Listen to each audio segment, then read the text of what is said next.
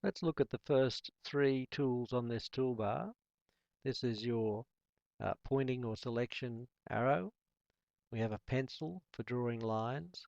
We can draw rectangles, we can draw circles, and we can draw arcs.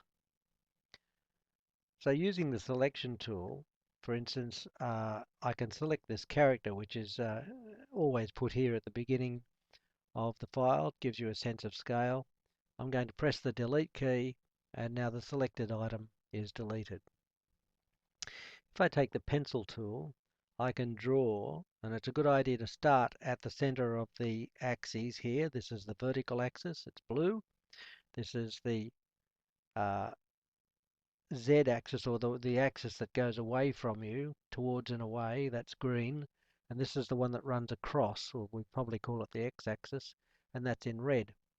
And you get a sense of where you are by the solid green and red and blue, or the dotted red, the dotted green, or the dotted blue.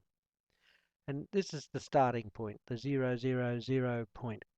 And if we start drawing from there, I've already clicked on it, and we move along any axis, either that one, or if we come across to the red axis, or if we go up on the blue axis, we know the direction that we're actually drawing in. If we draw in this direction, we actually don't really know the true direction that we're drawing in, anywhere in between. So it's a good idea to plan to be able to work along the particular axis, even if that's not where you're eventually going to draw. And I'll show you what I mean by that. If I draw a line along the green axis and I draw it 8 meters long, press the 8 and type enter. And then if I press the escape key to start drawing again, and I start here and I go along the red axis and I press 8 and then press enter, it's drawn a line here. Now you can see that it looks pretty strange. I'll use the pan tool to bring it back. But now I can draw a line between here and here that fills in a shape. As soon as you enclose anything with lines, it becomes a shape. You don't have to keep the shape. You can select the shape with the selection tool, click it, it goes sort of dotty shaded, and hit the delete key and it disappears and you're just left with the lines. Now every line automatically has an end point, a midpoint, and of course another end point. If I wanted to draw my line diagonally across here, it would be safe now for me to go from this point and come and find the midpoint along this line. There it is there. It snaps to it. I click and I've drawn that line, and now I can use my eraser to take all the other lines away if I want to.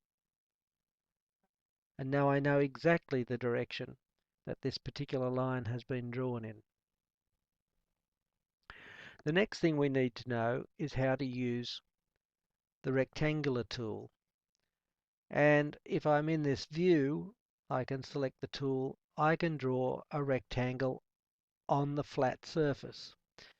Now it has two dimensions, an X and a Z dimension. And you'll see them down in the bottom right hand corner of the screen. And if I want this rectangle to be 6 meters, I type 6, then I type a comma to separate out the two dimensions. And if I want it to be 5 meters on the Z dimension, then I press 5 and I press enter, and it draws exactly to those dimensions. Now I can show you that this is true by using the tape measure here. If I click on one end and go to the other end, you'll see it is 5 meters that way. If I click here and go to this end, click here and go to this end, you'll see that it's 6 meters. And it's very important that you work with dimensions so that your model can reflect what it is that you're trying to imitate in the real world. Similarly, and I'll just get rid of this tool, select everything, hit the delete key. Drawing a circle is the same, and the dimension that's down there in the bottom right hand side currently says 2.5 meters. That's the radius of the circle. When you click, it makes the circle. Likewise, if we're going to draw an arc, and I'll leave this here to draw an arc, what we can do is use the arc tool. And if I were to start at one point and go to another point and then move my cursor along a line, we can draw an arc.